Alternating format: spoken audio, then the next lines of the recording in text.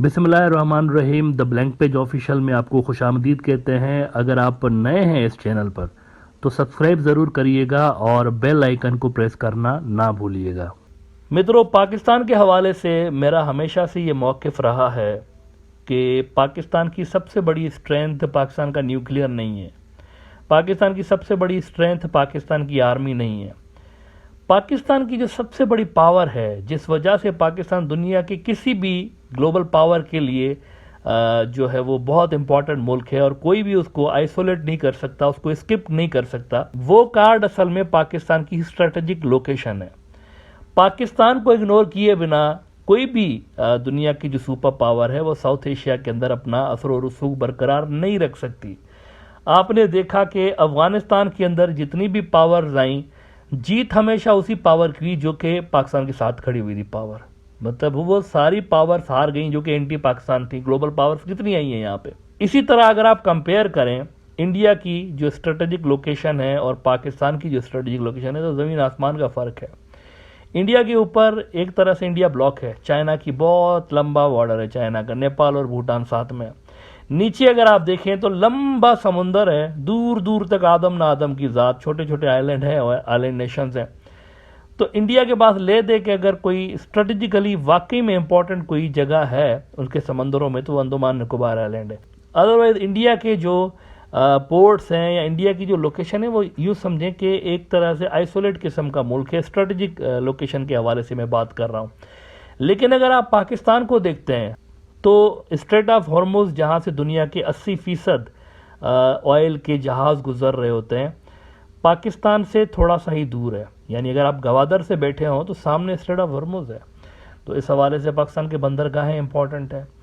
इसी तरह अगर आप देखें तो एक लार्ज चंक ऑफ लैंड है। दुनिया के बहुत सारे ऐसे मुल्क हैं जो कि लैंड लॉक्ड हैं या डबल लैंड लॉक्ड हैं।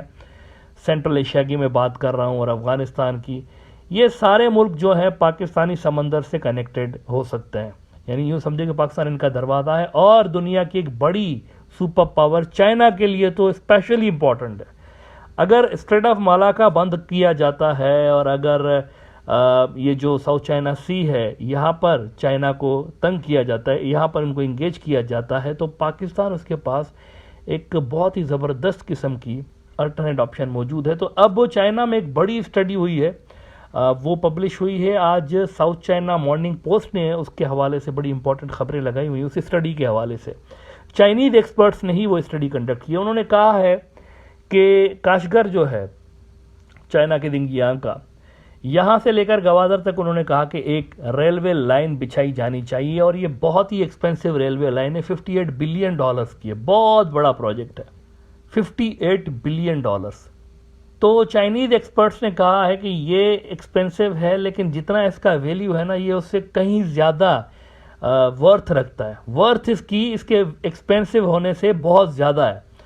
साउथ चाइना मॉर्निंग पोस्ट ने खबर लगाई है कि China Pakistan railway worth it estimated $58 billion study. और इसमें वो कह रहे हैं कि the China Pakistan railway China's largest belt and roads initiative transport project. ये सारी दुनिया में BRI है, कोई 127 से ज़्यादा मुल्कों के अंदर BRI है, लेकिन इतना बड़ा प्रोजेक्ट कहीं पर भी नहीं होगा जो कि ये पाकिस्तान के अंदर शुरू करना चाहता है। इतना बड़ा ट्रांसपोर्ट प्रोजेक्ट चाइना के पूरे BRI में नहीं है। वो BRI जो कि चाइना के अगले सुपर पावर बनने की गारंटी उनको देता है। अगर BRI सक्सेसफुल हो गया तो चाइना सुपर पावर है, अगला अमेरिका को रिप्लेस कर लेगा। अगर BRI फ्लॉप हो गया तो चाइना कभी भी सुपर पावर नहीं बन सकता। उस BRI का सबसे महंगा ट्रांसपोर्ट प्रोजेक्ट यहाँ पाकिस्तान के अंदर वो शुरू करने जा रहे हैं। और इस हवाले से वो कह रहे हैं साउथ चाइना मॉर्निंग पोस्ट वाले कि the China Pakistan railway China's largest belt and roads initiative transport project will cost an estimated 400 billion yuan, that is $57.7 billion, but should proceed because of its strategic significance. A government commissioned feasibility study has found. ये सरकारी सतह पर कहा गया है, ये कोई private NGO की स्टडी नहीं है, उनकी सरकारी सतह पर रिकमेंड किया गया है कि बहुत महंगा प्रोजेक्ट है लेकिन we should go ahead. $58 billion की इन्वेस्टमेंट पाकिस्तान को वन शॉट में वो कह रहे हैं कि हमें दे देनी चाहिए। वो कह रहे हैं the proposed railway connecting Pakistan port of Gwadar to Kashgar in China Xinjiang Uyghur autonomous region was assessed by scientists from the state owned China Railway First Survey and Design Institute Group Company Limited। और इस railway project की वो फवाइद गिनवाते हुए क्या बता रहे हैं, देखिएगा जरा। Connections with other transport networks, including in Iran and Turkey, would also provide more direct route to Europe for Chinese goods, while Pakistan is forecast to get much needed boost from the improved infrastructure and easier trade with China. The scheme is key component of Beijing's broader Belt and Road Plan to promote economic cooperation and connectivity among the countries along the ancient Silk Route। और वो कह रहे हैं कि the 3000 kilometre railway will link China's western region with the Arabian Sea, bypassing the Strait of Malacca and reducing dependence on the South China Sea। ये एक सरकारी study उनकी हुई है, उसके अंदर कहा गया है कि ये बहुत बड़ा महंगा मैसिव प्रोजेक्ट है, कई टन के सोने के बराबर डॉलर्स यूं समझे कि झोंके जाएंगे यहाँ पर, लेकिन वो कह रहे हैं इसकी स्ट्रेटेजिक सिग्निफिकेंस जो है वो बहुत ही ज्यादा है। नाउ इसके साथ ही आप ऐड कर लें चाइना के टॉप के जो जनरल हैं, शी जिनपिंग के बाद मेरे ख्याल से ये सेकंड नंबर पे आते हैं, यानी ये जो शी जिनपिंग साहब हैं वो प्रेसिडेंट भी हैं और चेयरमैन भी हैं सेंट्रल मिलिट्री कमीशन के। इनके बाद जो सेकंड नंबर पे जनरल आता है ना, उसकी जरा आप अल्फाज देखिएगा। डेक्कन हेराल्ड इंडिया का बड़ा न्यूज आउटलेट है, इसमें उनकी ये स्टेटमेंट छपी है कि Pakistan remains China the priority in its neighbourhood diplomacy, यानी पाकिस्तान टॉप पे। ये जो नेबरहुड डिप्लोमेसी, जितना भी साउथ एशिया मिला लें, आसियान मिला, नेबरहुड तो यही है ना चाइना का, आसियान मिला लें, उसमें टॉप की प्रियोरिटी वो कह रहे हैं कि पाकिस्तान है हमारे लिए। अच्छा, ये अभी से नहीं है, अगर आपको मैं 10-12 साल पहले का अल जजीरा भी दिखाऊं तो उसके अंदर देखिए चाइनीज क्या कह रहे हैं। अल जजीरा ने 12-13 साल पहले लिखा था कि China, Pakistan is our Israel, the world's most populous country is showing more international assertiveness which bother the US.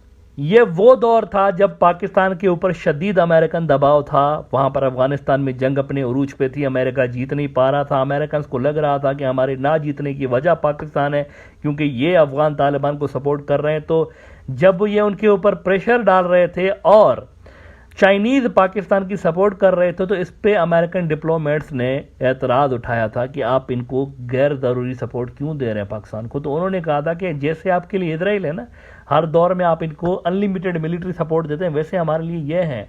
और इसके बाद जब ओसामा बिन लादेन वाला वाकया हो गया था और एबटाबाद में अमेरिकन जो जहाज़ थे उन्होंने उनको निशाना बनाया था, तो चाइना की तरफ से एक स्टेटमेंट आया था कि पाकिस्तान के ऊपर हमला, चाइना के ऊपर हमला कंसीडर किया जाएगा। एक और अनलिमिटेड मिलिट्री सपोर्ट का उस वक्त भी ऐलान हो गया था। तो स्ट्रेटेजिकली पाकिस्तान बहुत ही ज़्यादा ज़रूरी है चाइना के लिए। और ये जो मंसूबा उन्होंने आइडेंटिफाई किया है ना, $58 अरब का, ये एक गेम चेंजर मंसूबा साबित हो सकता है और चाइना की जो स्ट्रेटेजिक डिपेंडेंस है पाकिस्तान के ऊपर वो और ज़्यादा गहरी हो सकती है।